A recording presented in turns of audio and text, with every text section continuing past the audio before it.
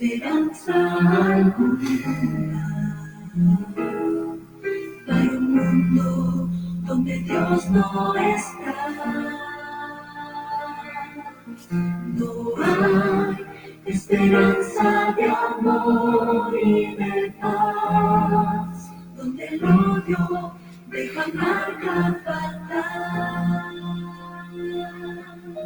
No hay esperanza de vida en aquellos que no aman a Dios.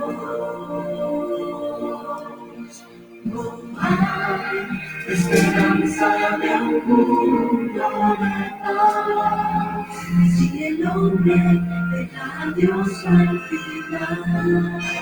La esperanza es Jesús, Él es nuestro camino. La esperanza es Jesús, nuestra luz entre espinos. La esperanza es Jesús, la certeza de salvación, donde el mundo puede hallar solución. La esperanza es Jesús.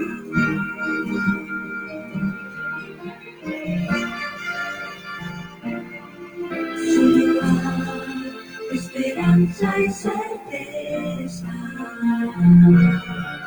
en quien ya Señor vencedor. Solo hay esperanza en Cristo el Señor, para un mundo que no tiene amor. La esperanza es Jesús, Él es nuestro camino. La esperanza es Jesús, nuestra luz entre espinos.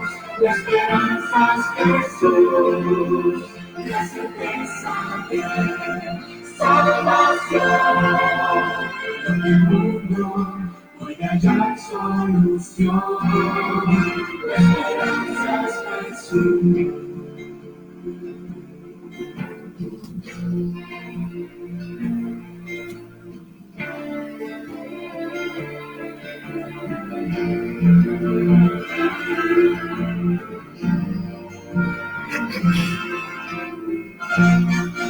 La esperanza es Jesús, Él es nuestro camino.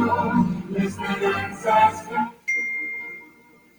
nuestra luz entre espinos.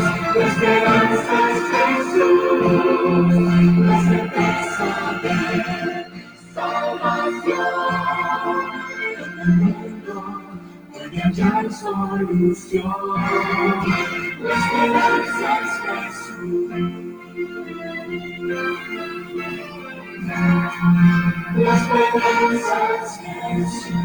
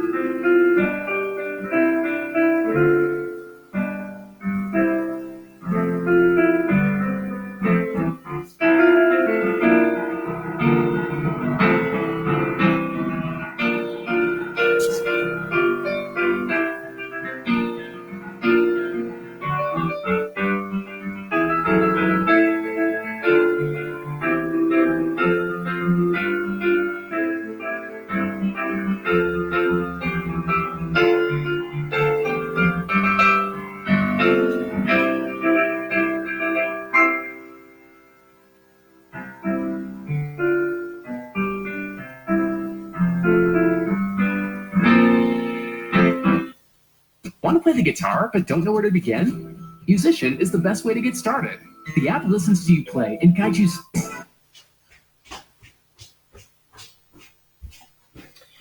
Bien, queridos, le agradecemos a Dios por la oportunidad de una vez más estar con ustedes a través de este medio y le agradecemos también porque sabemos que nuestros mensajes o el mensaje de Dios está llegando a sus hogares, está llegando a sus amigos, está llegando a sus vecinos, está llegando pues al mundo entero. Hoy vamos a debatir una temática muy importante.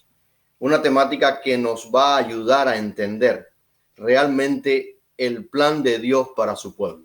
¿Qué es lo que el enemigo ha intentado hacer a través de toda la historia? ¿Qué ha querido hacer referente a Dios? ¿Qué ha querido hacer referente a su pueblo? En el segundo tema que discutimos, descubrimos quién simbolizaba la primera bestia y el dragón. Este mensaje que vamos a desarrollar en este momento, el objetivo es ver la actividad de esta primera bestia y su énfasis en destruir pues la doctrina de Dios, la doctrina de la salvación, la muerte y la resurrección de Jesús, y cómo saldrá al final el pueblo de Dios. De todas estas investidas de la bestia y el dragón. Para ello vamos a continuar allí como habíamos prometido en el capítulo 13 del libro de Apocalipsis, en los versos 5 al 10. Allí la escritura reza de la siguiente manera.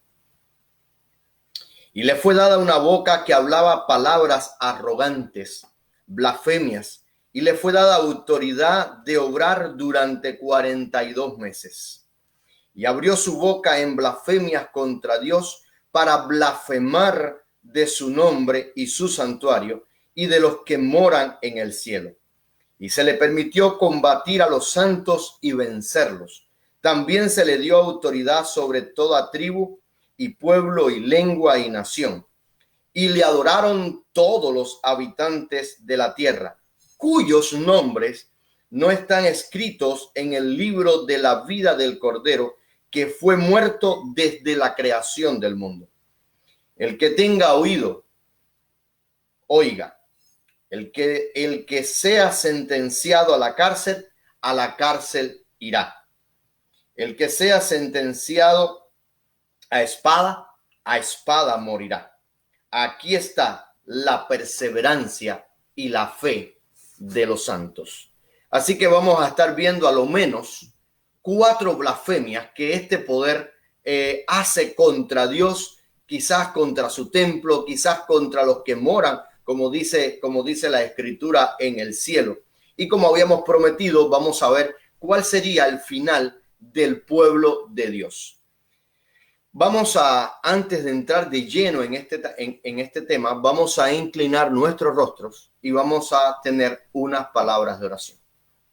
Señor y Padre nuestro que estás en los cielos. Oh Padre, hoy estamos delante de tu presencia, una vez más clamando a ti por tu poder, por tu Espíritu Santo, para que Él ilumine nuestras mentes, para que Él ilumine nuestras vidas, para que Él nos muestre qué realmente tú quieres enseñarnos en tu palabra. Señor, toma el control de este tema. Toma el control de lo que vamos a decir. Y permite, Señor, que mis palabras sean tus palabras transmitidas a través de tu siervo. Te rogamos también, Señor, una bendición especial para todos aquellos hermanos queridos que están enfermos, todos aquellos que han perdido familiares, también para todos aquellos amigos donde quiera que se encuentren en el mundo. Y te rogamos, Señor, una vez más, tu espíritu en este momento. Lo rogamos en el nombre de Jesús. Amén. Bien, querido, como les habíamos dicho hace un momento, vamos a hablar en primer lugar de las blasfemias contra Dios. Vamos a hablar de la autoridad que se le dio a esta primera bestia por 42 meses. Vamos a hablar de la blasfemia que esta bestia hizo hacia Dios directamente. Vamos a hablar acerca de la blasfemia que esta bestia hace hacia el tabernáculo de Dios. Vamos a hablar de la blasfemia que esta bestia hace hacia los que moran en el cielo. Y vamos a ver el tipo de autoridad que esta bestia recibió para desarrollar todo tipo de blasfemia. Y vamos a ver por último el grupo, este grupo que no le adoró, cómo se le denomina pues en la Biblia. Usted se preguntará, pastor, ¿ahora estaremos hablando del mismo poder que ya analizamos? Pues queridos, no nos estamos yendo de Apocalipsis 13. Claro, sabemos que Apocalipsis 13 tiene referencias en el capítulo 2 de Daniel, en el capítulo 7 de Daniel y en el capítulo 8 de Daniel, como ya lo hemos venido refiriendo en los dos temas anteriores. Pues para poder entender un poquito más este poder y de las cosas que hace este poder, necesitamos llegarnos al capítulo 7 de Daniel y hacer a lo menos 2 o 3 comparaciones para que nos demos cuenta. En el capítulo 7 de Daniel podemos encontrar el cuerno pequeño. El cuerno que es pequeño que sale de esta cuarta bestia, de estos 10 reinos de estos 10, pudiéramos decir, reinos o países o jerarquías que salen cuando este poder romano, recuerden que estamos hablando de la cuarta bestia y definimos que el cuarto imperio en el Daniel 2 era Roma papal y Roma pagana y después Roma papal, y después descubrimos que Daniel hace el cambio hacia las bestias en Daniel 7 y Daniel 8. En Daniel 7 nos agrega que esta bestia, que Roma papal, cuando surge como algo pequeño que comienza a tomar auge hasta que llega al poderío de lo que vamos a referirnos en esta ocasión. También dice que este cuerno pequeño, vamos a leer para que podamos ver lo que hacía este cuerno pequeño. En Daniel 7, versos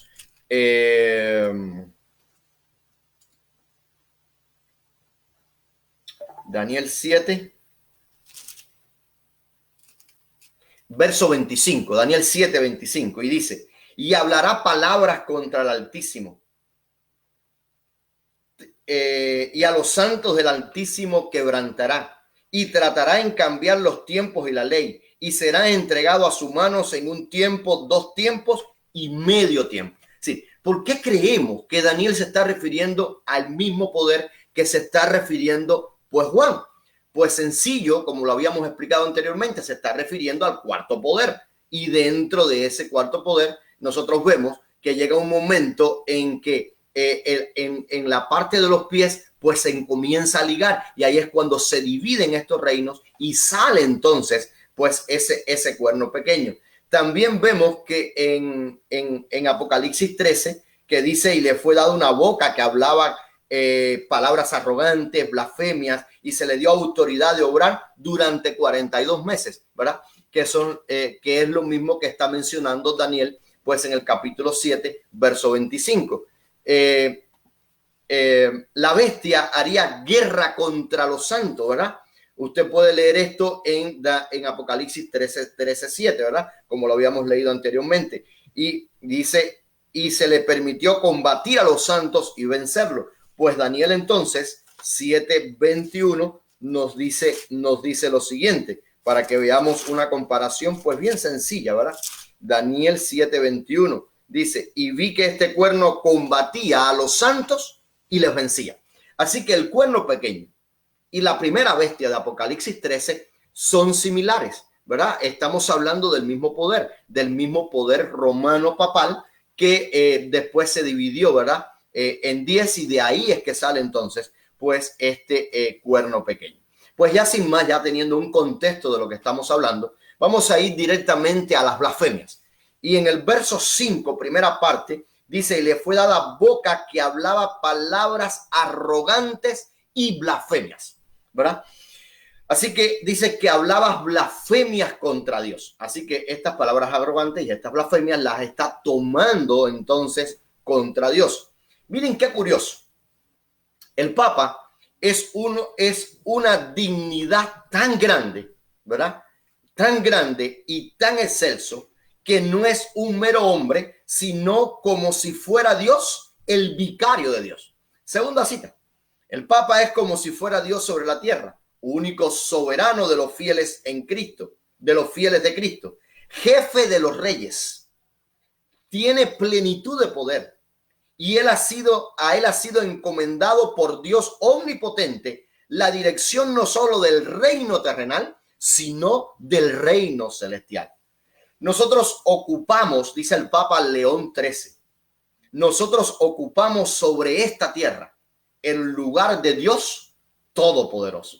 Queridos, es muy fácil de desmentir esta blasfemia, pues este engaño. Pues el Salmo 24:1 nos dice claramente: de Jehová es la tierra y su plenitud, el mundo y los que en él habitan. Yo quiero decirte, querido, que no hay otro poder sobre el universo que no sea Jehová de los ejércitos. Lo otro que sigue diciendo, el verso 5, última parte, dice que se le dio, ¿verdad? Y se le fue dada autoridad de obrar durante 42 meses. Ya hablamos un poquito acerca de esto, ¿verdad? Hablamos un poquito acerca de esto cuando hablamos de su herida y cuando su herida fue sanada. Pues la frase describe, ¿verdad? La frase dice, y se le dio autoridad de hacer guerra contra los santos. ¿Qué características, verdad? ¿Qué características tienen los santos que serán salvos? La frase describe una persecución continua e implacable. Así que una de las características que tienen los santos de los últimos días es que van a ser perseguidos de manera implacable. Claro, también los santos que vivieron en esta época que se está desarrollando Apocalipsis 13 recibieron una persecución implacable. Pero cuando ya estudiamos Mateo 24 nos dimos cuenta que la persecución que va a suceder, que las cosas que van a venir nunca han pasado ni van a pasar después de todas estas cosas, ver toda esa gran tribulación que se va a pasar. Queremos continuar en esto. Dice que la frase describe una persecución continua e implacable. El papado reconoce que ha perseguido y defiende tales hechos con el legítimo ejercicio del poder que pretende haber recibido de Cristo. Quiere decir que este poder persigue la iglesia porque Cristo se lo está permitiendo, porque Cristo le da el poder y porque Cristo quiere que él persiga a la iglesia. Y tremendo, ¿verdad? Siguen los santos según Juan. ¿Quiénes son? A mí me llama la atención algo. Yo quiero que vayamos al libro, al capítulo 14. Si nos adelantamos un poquito al capítulo 14, al verso 12. Y Juan describe a los santos. Lo describe de la siguiente manera. Aquí está la paciencia de los santos, los que guardan los mandamientos de Dios y la fe de Jesús. Así que dos grandes características de los santos, ¿verdad? Que Juan está viendo en el fin del mundo, ¿verdad? Son aquellos que guardan los mandamientos de Dios y tienen la fe de Jesús. Quiere decir, tienen el espíritu de profecía, ¿verdad? Dios se le ha revelado a través de las profecías bíblicas, a través de su siervo, ¿verdad? Así que me llama la atención que los santos que Juan menciona lo hace después del mensaje de los tres ángeles. Si usted analiza el mensaje de los tres ángeles, tiene características muy singulares. Dice, entonces vi otro ángel que volaba por el medio del cielo, que tenía el evangelio eterno para predicarlo a los que habitan en la tierra. Quiere decir, la persecución que este papado está haciendo es para los habitantes de la tierra. Pero hay otra singularidad. Los que adoran al papado son también los habitantes de la tierra. Y me estoy adelantando un poquito al mensaje, ¿verdad? Pero hay un grupo que no le adora. Así que parece ser que este mensaje del tercer ángel es para ese grupo de personas que están en la tierra, pero que no han aceptado a Cristo como su Salvador personal. Y decía a gran voz, temer a Dios y darle gloria, porque la hora de su juicio ha llegado, y adorar al que hizo el cielo, la tierra, el mar y las fuentes de las aguas. Quiere decir, la segunda parte de este mensaje nos lleva hacia la adoración a Dios, hacia la adoración de sus preceptos, hacia la adoración de sus mandamientos, hacia la obediencia a su palabra, ¿verdad? A adorarle a Él y no a otro ser humano como el único Dios verdadero. Y la otra parte dice, y el segundo ángel le siguió diciendo, ha caído la gran Babilonia, la que ha dado a beber de las naciones el vino del furor de su fornicación. Sí, también se está hablando de un grupo de personas que no ha ido tras doctrinas falsas, que se ha mantenido firme a las doctrinas bíblicas expuestas por Jesús, transmitidas por los profetas, para que nosotros seamos guiados, queridos, en nuestros días. Y el tercer ángel le siguió diciendo a gran voz, si alguno adora a la bestia, ya que empezamos a entender por qué los santos están descritos después del mensaje de los tres ángeles. Dice, si alguno adora a la bestia y a su imagen y recibe su marca en su frente o en su mano, este también beberá el vino de la ira de Dios. Así que otra de las características de los santos que van a vivir en la última etapa de la historia de este mundo es que en ningún momento han adorado a la bestia. Y Apocalipsis 13 vimos anteriormente, queridos, que lo confirma pues espléndidamente. Así que nos estamos dando cuenta que Juan menciona, y al hacerlo después del mensaje de los tres ángeles, ¿será que los santos son llamados a vivir de acuerdo a la fe? ¿Será que los santos son llamados a la obediencia? ¿Serán que los santos tienen el compromiso de anunciar la misión que Cristo ha puesto en nuestras manos? En el siglo VI, el papado concluyó por afirmarse. El asiento de su poder quedó definitivamente fijado en la ciudad imperial, cuyo obispo fue proclamado cabeza de toda la iglesia. El paganismo había dejado el lugar al papado. Había pasado Roma papal, la Roma de los Césares, y los papas habían tomado el trono de ese poder. Y el dragón entonces, dice Apocalipsis 13:2, le dio su trono, le dio su poder y le dio entonces su autoridad.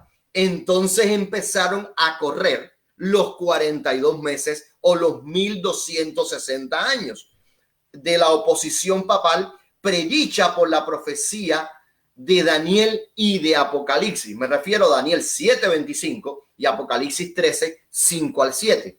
Los cristianos se vieron obligados a optar entre sacrificar su integridad, sacrificar su fidelidad a Dios o aceptar el culto y las ceremonias papales o pasar la vida encerrados en los calabozos o morir en el tormento, en la hoguera o bajo el hacha de un verdugo. Entonces se cumplieron las palabras de Jesús. Seréis entregados aún por vuestros padres, por vuestros hijos, por vuestros hermanos, por vuestros parientes, por vuestros amigos, y matarán a algunos de vosotros, y seréis aborrecidos de todos por causa de mi nombre. Lucas 21:16-17. La persecución, querido, se desencadenó sobre los fieles con furia jamás conocida hasta entonces, y el mundo vino a ser un vasto campo de batalla. Así que a partir del año 538, cuando este poder comienza realmente a ejercer una hegemonía religiosa, política religiosa, queridos, se fue contra aquellos que le eran opositores. Recuerden que cuando este cuerno pequeño surge, según lo describe Daniel 7, pues elimina a tres que eran arrianos, que de alguna manera hablaban acerca de la obra de Cristo o de Cristo, pues él los destruye porque los arrianos tenían poder y no dejaban que el papado continuara creciendo. Pues al él destruir estos tres poderes, pues se queda solamente como rey. solamente como poder religioso, solamente como el poder político de esos días. Y entonces tuvo la oportunidad a partir del 538. Usted puede revisar la historia y ahí ellos mismos afirman que hicieron grandes persecuciones y hoy ante el mundo piden perdón, pero no continuarán haciendo lo mismo por debajo del telón. Entonces se cumplieron la persecución que se desencadenó sobre los fieles con furia jamás conocida hasta entonces, y el mundo vino a ser un vasto campo de batalla. Por centenares de años, la iglesia de Cristo no halló más refugio que en la reclusión y en la oscuridad. Así lo dice el profeta. Y la mujer huyó al desierto, donde tiene el lugar aparejado de Dios. Pero allí la mantuvo 1260 días o 1260 años, como sabemos que se ejemplifica en la profecía. Pero en el 1798, el general Berthier tomó prisionero al Papa, que era la cabeza política, la cabeza religiosa de este sistema. Y aquí se cumplió esta profecía, ¿verdad? Que ya la habíamos visto también en el capítulo 13. Dice que su herida parecía herida de muerte, ¿verdad? Así que estas grandes persecuciones surgieron en este tiempo que está relatando Apocalipsis 13, verso 5, pues última parte. Vamos a la otra blasfemia. Y la otra blasfemia la podemos encontrar en el verso 6, pues primera parte. Dice, y abrió su boca en blasfemias contra Dios. Y habló su boca en blasfemias contra Dios para blasfemar de su nombre. El Papa dice que es coronado con una triple corona como rey del cielo y de la tierra y de las regiones inferiores. Quiere decir que es más que Dios, está por encima de Dios. Habíamos visto en el primer tema algunos nombres que se le adjudica al Papa. Se le adjudica Santo Padre. Y yo no quiero que nadie se ponga bravo por esto, ¿verdad? Yo creo que estamos hablando cosas reales. La cita que estoy trayendo, queridos, se encuentran en una enciclopedia católica, ¿verdad? En la enciclopedia católica, tomo 6, página 26. Usted puede encontrar ahí muchas de estas declaraciones, ¿verdad? Dice acá que el Santo Padre, dice la enciclopedia católica, tomo 6, página 26, lo siguiente. El Papa es llamado Santo Padre porque únicamente Él es el vicario de Cristo, manantial, fuente y plenitud de toda la santidad. El Papa es la fuente de toda la santidad. Él es igual al monarca divino, rey de reyes y señor de señores. De ahí que se le lleva la triple corona, rey del cielo, rey de la tierra y rey del infierno. Mateo 23, 9, pues dice que no debemos de llamar a otra persona, a otra persona Padre, sino a nuestro Padre que está en los cielos. Se le llama también Santo Pontífice, usando la versión Nácar Colunga, una versión católica. Hebreos 14:4 reza de la siguiente manera: teniendo pues un gran pontífice que penetró en los cielos, Jesús el Hijo de Dios, mantengámonos adheridos a la confesión de nuestra fe. Dice que el Papa es entronizado como sumo pontífice sobre los cardenales de la Basílica de San Pedro y es declarado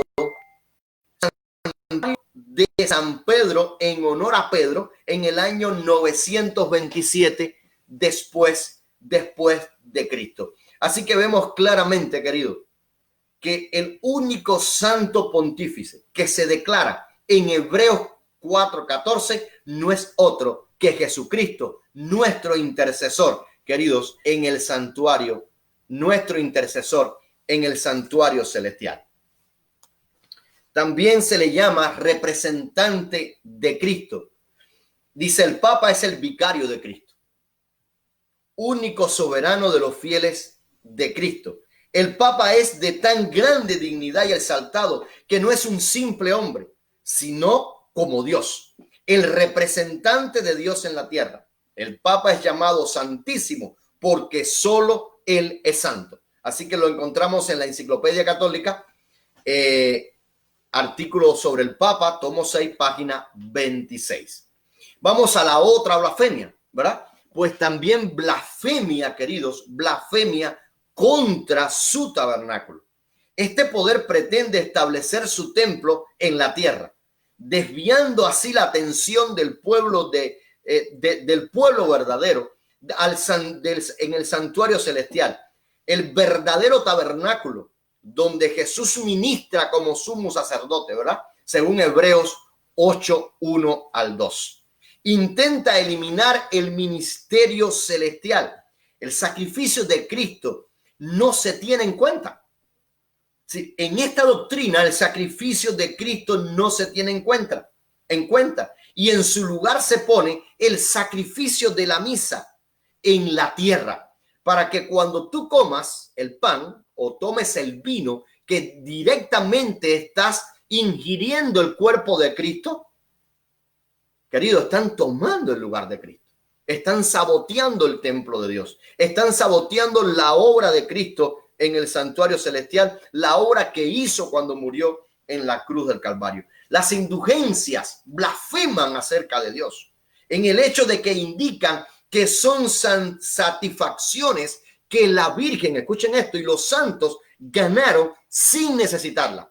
Por eso, de esta manera, la iglesia las aplica a los fieles para que ellos también puedan vivir sin ningún tipo de problema.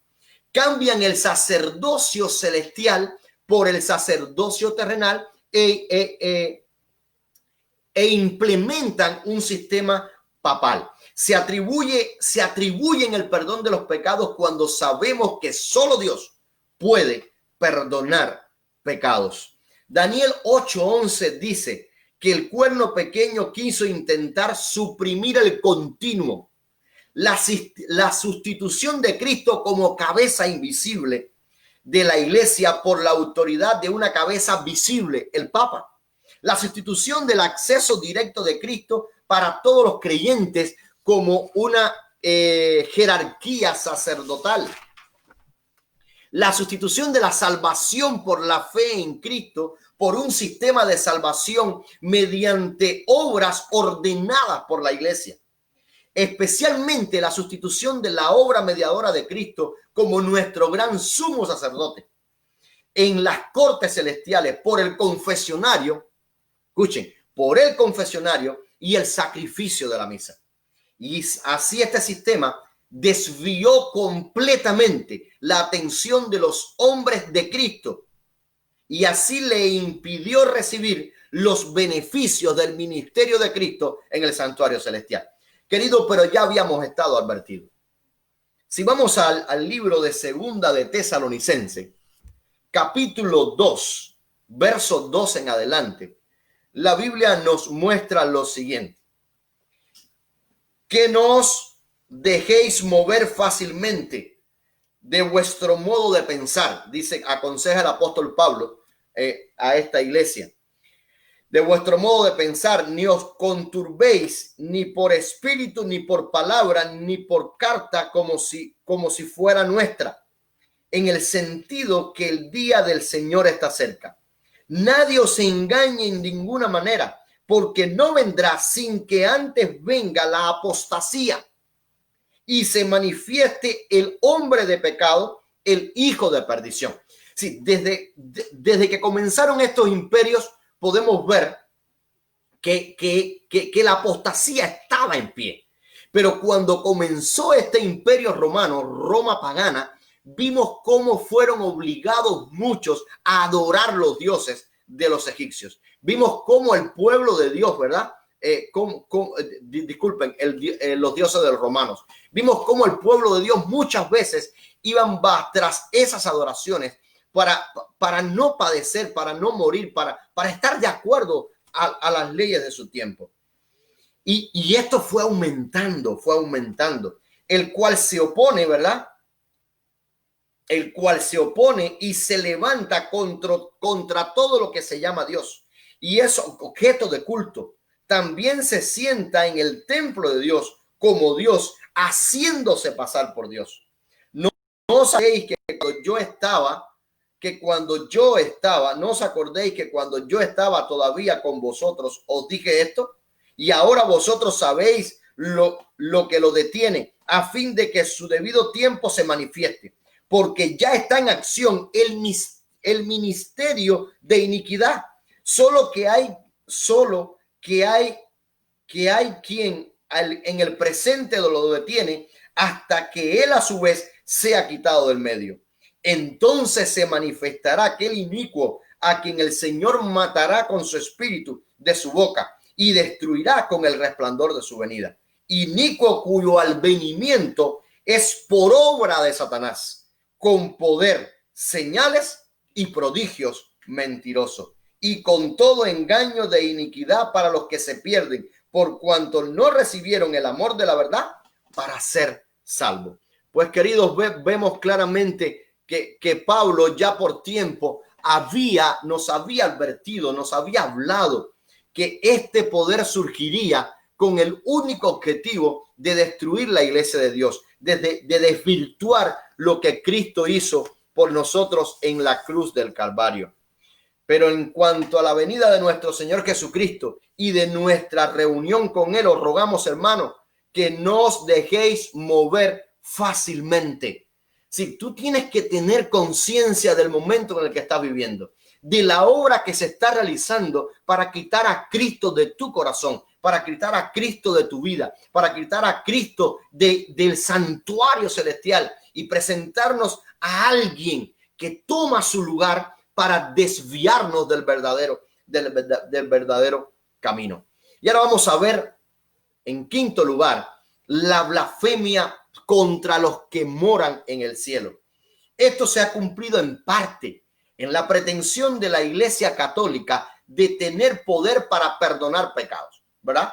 También en el atribuirle a María poderes y virtudes que solo pertenecen a Cristo, como sanidades o intercesión por las personas. Desvían la mente de los adoradores de la obra mediadora celestial de Jesús, dirigida al confesionario entonces en la tierra. Ya tú no necesitas de Jesús. Tú sencillamente vas a la iglesia, vas al confesionario, pides perdón por tu pecado, rezas 2, 3, 4 Ave Marías, un Padre Nuestro y eres perdonado. Ha pretendido tener poder sobre los ángeles de Dios. En verdad, miren esto, la existencia y el poder del romano pontífice no es solamente en la esfera de las cosas celestiales, de las terrenales o de las regiones inferiores, sino que aún sobre los ángeles, sobre quien él es más grande. Cuando la Biblia dice claramente que tú y yo y todos los que vivimos en este mundo fuimos creados poco menor que los ángeles, queridos. El Papa tiene tan grande autoridad y poder que puede modificar y ejemplificar e interpretar aún las leyes divinas. Por eso usted puede encontrar en sus Biblias que han cambiado la ley, queridos.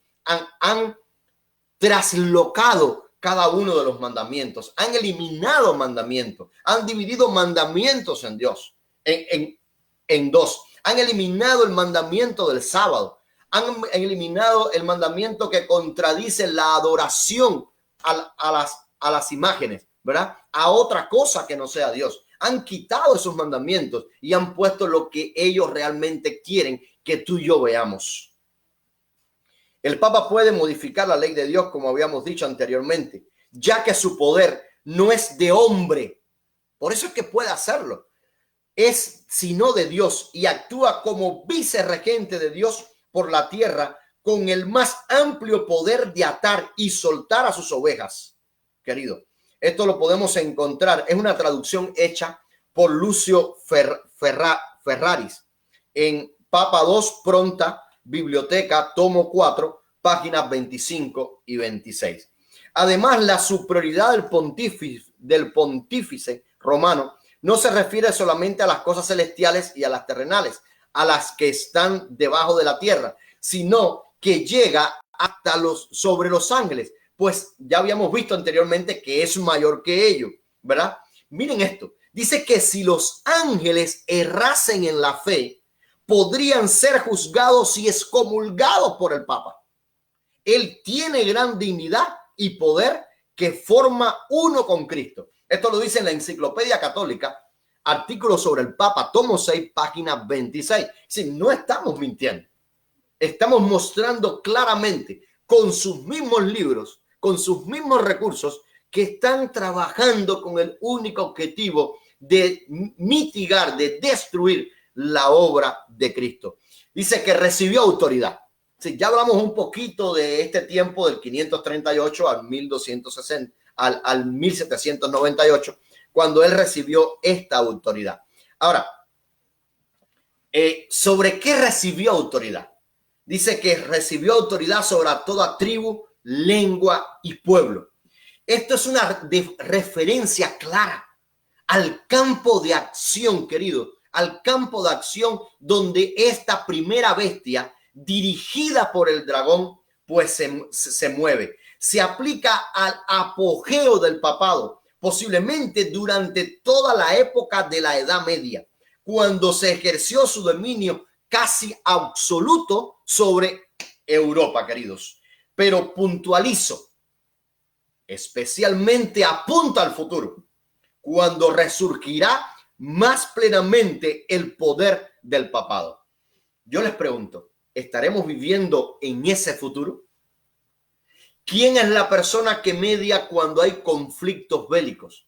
¿Quién es la persona que está todo el tiempo en todos los países visitando para que haya paz, para que haya... Sí, aparentemente es una buena obra.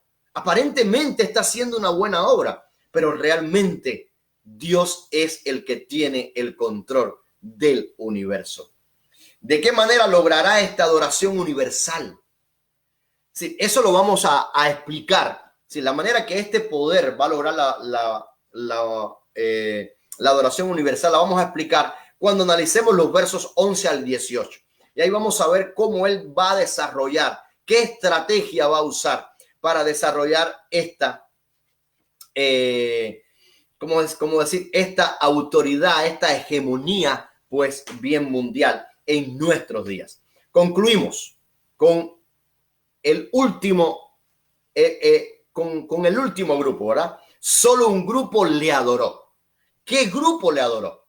Apocalipsis 8:10, dice la escritura, y le adoraron todos los habitantes de la tierra, cuyos nombres no están escritos en el libro de la vida. Por eso es que hay un mensaje que tú y yo necesitamos dar. Y es a esos habitantes de la tierra cuyos nombres todavía no están escritos en el nombre de la vida, porque siguen doctrinas e ideas contrarias a lo plasmados en las escrituras. Tú y yo tenemos que hacer algo por estas personas. Tenemos que hablarles del amor de Dios. Tenemos que hablarles de su misericordia. Tenemos que hablarles del sacrificio de Cristo. Tenemos que hablarles de lo que Cristo está haciendo por nosotros en el santuario celestial. Pero dice que verso 10, última parte, aquí está. Verso 10, última parte, dice, aquí está la perseverancia o la paciencia de los santos. Perseverancia, aquí está el aguante, aquí está la resistencia, porque han puesto su vida, han dedicado su vida, han entregado su vida al Cordero inmolado. Siguen al Cordero de día y de noche, siempre están con él, no se apartan ni a derecha ni a izquierda, tienen su vista puesta, no como Pedro, que después de caminar un momento sobre el agua, quitó su vista de Jesús y cayó, queridos, sino como Enoc, que mantuvo su fidelidad, mantuvo su compromiso, predicó la venida del Mesías. Eso tenemos que hacerlo tú y yo, queridos, en nuestros días. ¿Quiénes le adoraron? Dice el texto que le adoraron todos los moradores de la tierra. ¿Quiénes no le adoraron? Le adoraron los que están escritos en el libro de la vida del Cordero. Cristo Jesús, querido, murió por ti y por mí. Cristo quiere tenerte en su libro, pero tú necesitas abrir tu corazón. Tú necesitas entregarte a Jesús. Tú necesitas permitirle a Él que haga su obra de santificación, de purificación en tu vida. ¿Por qué no le adoró este grupo? Apocalipsis 14:6, ya lo analizamos anteriormente. Y este grupo no le adoró en primer lugar porque se dieron cuenta que es un mensaje contra las pretensiones de la bestia. Así que Apocalipsis 14:6-12 es un mensaje. Por eso es que ellos no adoran a la bestia, porque están predicando un mensaje que es contrario. Es un mensaje, es un contramensaje para advertirle al mundo de este gran engaño y a todos los habitantes de la tierra. ¿Por qué? ¿Por qué este grupo adoró? Porque adora solo al Dios del cielo. ¿Por qué este grupo no le adoró? Porque anuncia el fin de todas las cosas. ¿Por qué este grupo no le adoró, queridos? Porque no creyeron las doctrinas, no creen en doctrinas contrarias a las escrituras. ¿Por qué este grupo no le adoró? Porque fueron fieles al día de reposo bíblico y no al cambio que hizo este sistema por el domingo. ¿Por qué este grupo no le adoró? Porque tiene un compromiso de Dios con Dios, un compromiso de convertirse en los proclamadores de estas verdades eternas. La mención del Cordero de Dios inmolado desde antes de la fundación del mundo es muy significativo. Muestra la única esperanza que tiene el pueblo de Dios en el conflicto final. En el conflicto final está la sangre de Cristo y la salvación que Él ha asegurado por su muerte en la cruz. Algunos sugieren que el principio del versículo 10, cuando dice que alguno es sentenciado a la cárcel irá, enfatiza el destino del pueblo de Dios. Declara que la vida de lealtad y fidelidad muchas veces involucrará para el pueblo de Dios prisión y muerte. Pero Jesús nos dice, querido, no temas porque yo estoy contigo. No desmayes porque yo soy tu Dios. Siempre te ayudaré, siempre te sustentaré con la diestra de mi justicia. Queridos, Jesús tiene un plan especial para ti. Jesús quiere hacer algo especial por ti. Jesús quiere que tú y yo, querido, le busquemos de todo nuestro corazón. Jesús quiere que tú y yo nos entreguemos a Él. Jesús quiere que tú y yo, queridos, no seamos engañados. Jesús quiere que tú y yo le sigamos por donde quiera que Él está. Quiero terminar este mensaje leyendo para ustedes lo que dice en Segunda de Tesalonicenses, capítulo 2, versos 13 al 17. Miren lo que va a suceder con aquellos que no adoraron a la bestia. Miren lo que va a suceder con aquellos que perseveraron, que aguantaron, que se mantuvieron firmes, que hicieron, que aceptaron el cometido de Dios. Dice, pero nosotros debemos dar siempre gracias a Dios respecto a vosotros, hermanos amados en el Señor, de que Dios os haya escogido desde el principio para salvación mediante la santificación por el Espíritu y la fe en la verdad, a lo cual os llamo mediante nuestro evangelio para alcanzar la gloria de nuestro Señor Jesucristo. Así que, hermanos, estar firmes y retener la doctrina que habéis aprendido, sea por palabra o por carta. Y el mismo Jesucristo y el mismo Jesucristo, Señor y Dios nuestro Padre, y el mismo Jesucristo, Señor nuestro y Dios nuestro Padre, el cual nos amó y nos dio consolación eterna y buena esperanza por gracia, conforte vuestros corazones y os confirme en toda buena palabra y obra. Queridos, Yo no sé si hasta este momento tú has sido engañado. Yo no sé si hasta este momento tú has sentido que algo falta en tu vida. Yo quiero decirte, queridos, que en Jesús hay esperanza. Yo quiero decirte, querido, que en Jesús tú puedes encontrar seguridad. Tú no tienes que temer a la muerte, porque Cristo es la resurrección y tu vida. Tú no tienes que temer a la cárcel, porque a través de toda la historia el pueblo de Dios ha sido prisionero y muchos han sido librados por el poder del Espíritu de Dios. En Cristo hay liberación, en Cristo hay esperanza, en Cristo hay libertad. Vamos en esta ocasión a cantar un bello himno juntos que nos ayude a ver, querido, la gran obra que Cristo hace por nosotros, para que nos ayude a entender quién es Cristo y lo que Cristo realmente quiere hacer en cada una de nuestras vidas. Este himno que vamos a cantar nos enseña también que tú y yo fuimos comprados por precio, que tú y yo necesitamos entregarnos a Jesús, que tú y yo vamos a ser libres de la pena y de la muerte, que tú y yo, queridos, vamos a recibir la gracia de Jesucristo, que en Cristo Jesús podemos tener un lugar con Él en las mansiones eternas. El himno que queremos cantar es el que se titula Comprado con sangre por Cristo. Y en esta ocasión lo vamos a poner, querido, para que nosotros lo cantemos, pues todos juntos.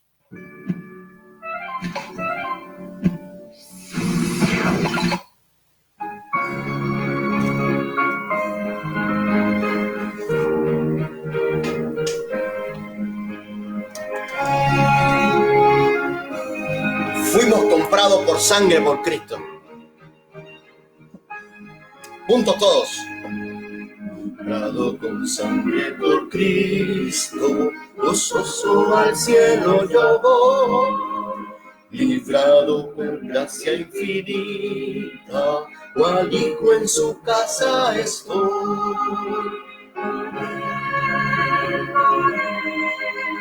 Comprado con sangre yo soy,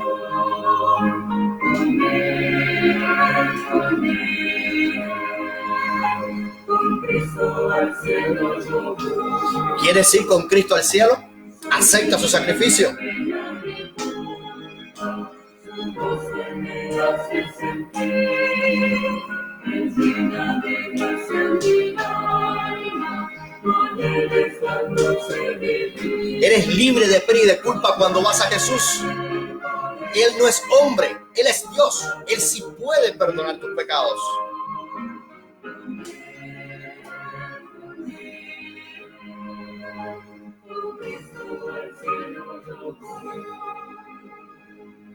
En Cristo Jesús me vivo, en todo momento y lugar, con tantas mercedes de Cristo, su nombre me gozo entonar.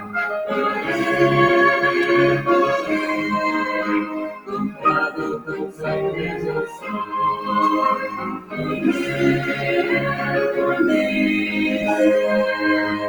con Cristo al cielo yo voy. Yo sé que me espera corona, la cual a los fieles dará. Me entrego confiando a esto, sabiendo que me guardará.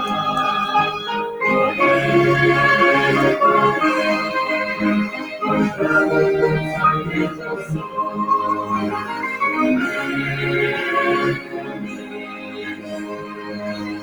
Con Cristo al cielo yo voy.